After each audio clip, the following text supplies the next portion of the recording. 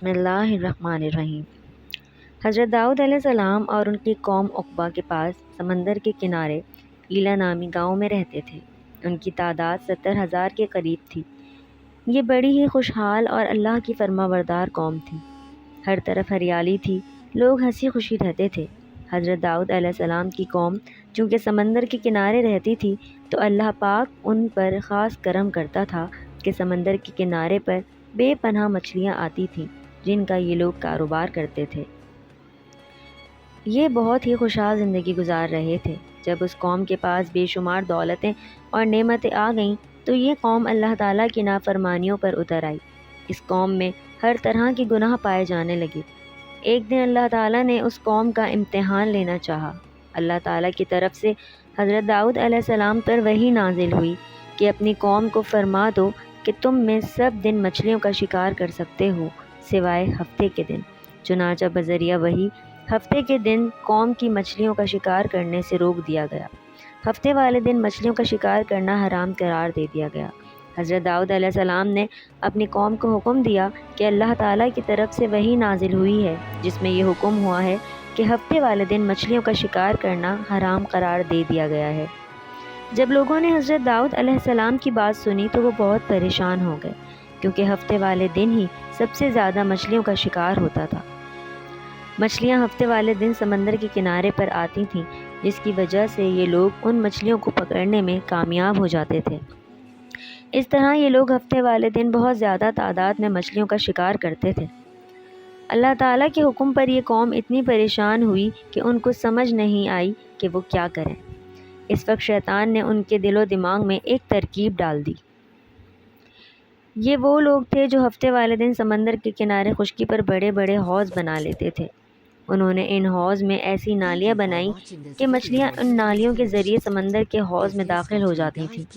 جب مچھلیاں ان حوضوں میں داخل ہو جاتی تھیں تو یہ لوگ ان نالیوں کے منہ بند کر دیتے تھے، اس سے مچھلیاں واپس سمندر میں نہیں جا پاتی تھیں۔ اس طرح یہ مچھلیاں ہفتے والے دن وہ حوض میں جمع کر لیتے تھے۔ یہ قوم ان مچھلیوں کو اتوار والے دن صبح صبح پکڑ لیتے تھے۔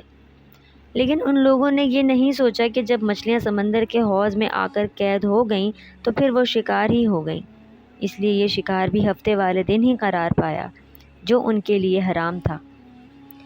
اس موقع پر ان یہودیوں کے 3 گروہ ہو گئے۔ کچھ لوگ ایسے تھے جو شکار کے اس شیطانی حیلہ سے منع کرتے تھے اور ناراض و بیزاری کا اظہار کرتے تھے اور شکار سے باز رہتے تھے۔ کچھ لوگ اس کام کو دل میں برا جان کر خاموش رہتے اور دوسروں کو منع نہ کرتے بلکہ منع کرنے والوں سے یہ کہتے کہ تم لوگ ایسی قوم کو کیوں نصیحت کرتے ہو جنہیں اللہ تعالیٰ خود ہلاک کرنے والا یا سخت سزا دینے والا ہے، اور جو کچھ وہ سرکش و نافرمان لوگ کرتے ہیں جنہوں نے حکم خداوندی کے اعلانیہ مخالفت کی ہے اور شیطان کی ہیلہ بازی کو مان کر ہفتے کے دن شکار کر لیا اور ان مچھلیوں کو کھایا اور بیچا بھی۔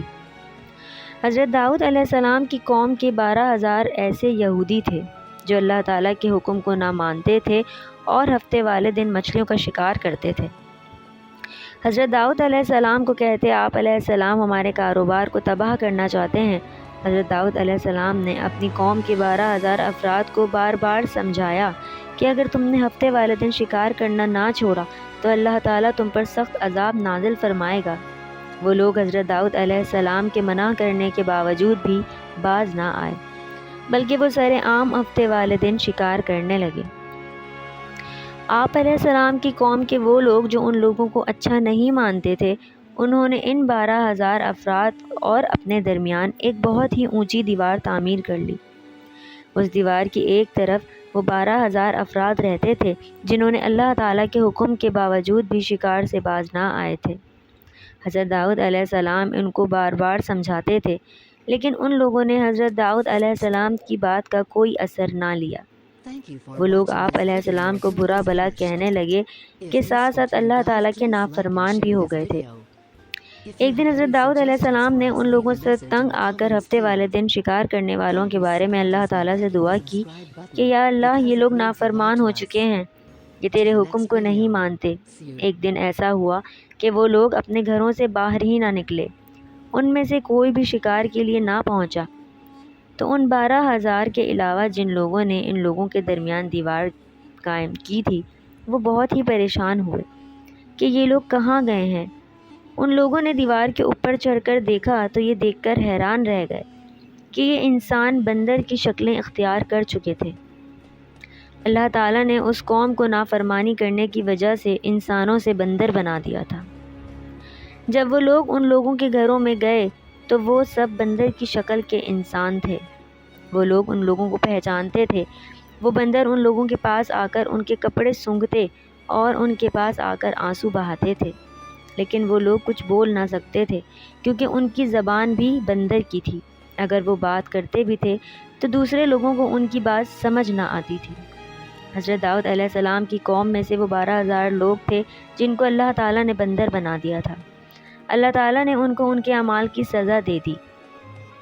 سورہ بقرہ میں اللہ تعالیٰ ارشاد فرماتے ہیں، اور بے شک ضرور تمہیں معلوم ہے تم میں کہ وہ جنہوں نے ہفتے میں سرکشی کی تو ہم نے ان سے فرمایا کہ ہو جاؤ بندر دھتکارے ہوئے۔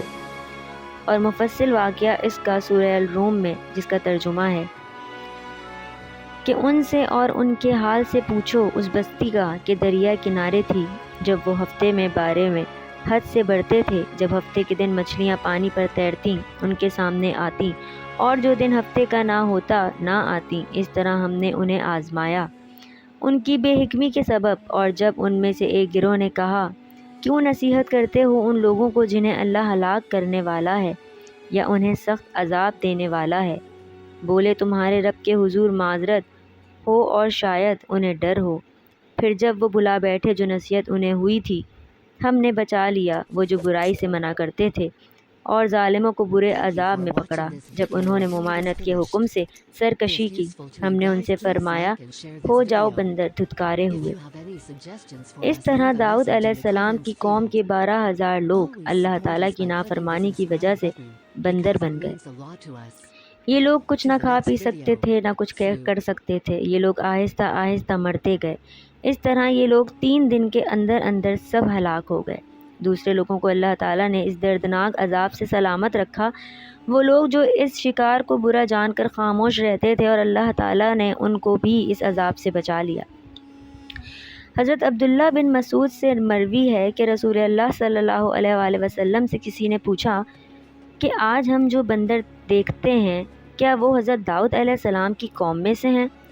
اس پر رسول اللہ صلی اللہ علیہ وآلہ وسلم نے فرمایا کہ جب اللہ تعالیٰ کسی قوم پر کوئی عذاب بھیجتا ہے تو وہ عذاب بس انہی نافرمان لوگوں کے لیے ہوتا ہے، ان کی سزا بس انہی لوگوں کو ملتی ہے۔ اس کے بعد اللہ تعالیٰ ان لوگوں کو ہلاک کر دیتا ہے، اس کی نسل وہاں ختم ہو جاتی ہے۔ جن لوگوں کے خیال سے آج کے بندر بھی حضرت داؤد علیہ السلام کی قوم کے بندر کی نسل میں سے ہیں، ان کا خیال غلط ہے۔ اللہ تعالیٰ نے ان بندروں کو 3 دنوں کے اندر اندر ہی ہلاک کر دیا تھا۔ اس طرح ان بندروں کا نشان اس دنیا سے مٹ گیا ہے۔